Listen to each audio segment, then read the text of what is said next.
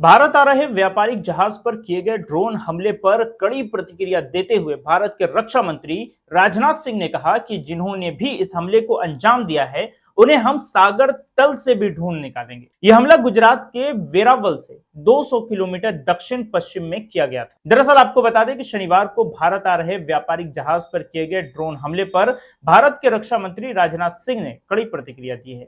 उन्होंने कहा कि भारत सरकार इस हमले को गंभीरता से ले रही है।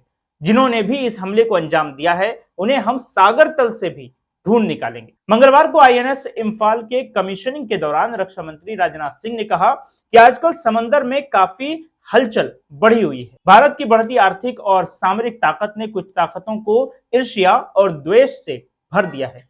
अरब सागर में हाल ही में हुए एमवी केम प्लूटो पर ड्रोन हमले और कुछ दिन पहले लाल सागर में एमवी साई बाबा पर हुए हमले को भारत ने बहुत गंभीरता से लिया है। राजनाथ सिंह ने आगे कहा कि भारतीय नौसेना ने समुद्र की निगरानी बढ़ा दी है। जिन्होंने भी इस हमले को अंजाम दिया है उन्हें हम सागर तल से भी ढूंढ निकालेंगे और उनके खिलाफ कठोर कार्रवाई की जाएगी।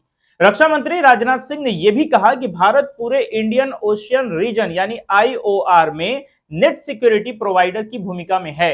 हम सुनिश्चित करेंगे कि इस इलाके में होने वाला समुद्री व्यापार सागर से उठकर आसमान की बुलंदियों तक पहुंचे।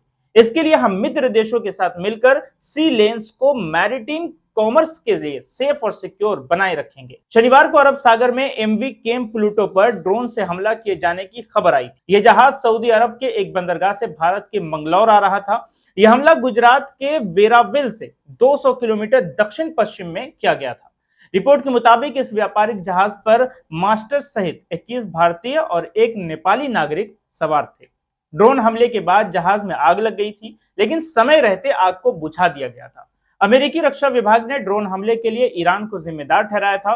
CHEM प्लूटो नाम के इस जहाज पर लाइबेरियाई झंडा लगा हुआ था, जिसका मालिकाना हक जापानी कंपनी के पास है और नीदरलैंड से संचालित होता है। सुनिए राजनाथ सिंह ने क्या कुछ कहा है। समाप्त करने से एक और बात कहना चाहता हूं। आजकल समुद्र में हलचल कुछ ज्यादा बढ़ गई है।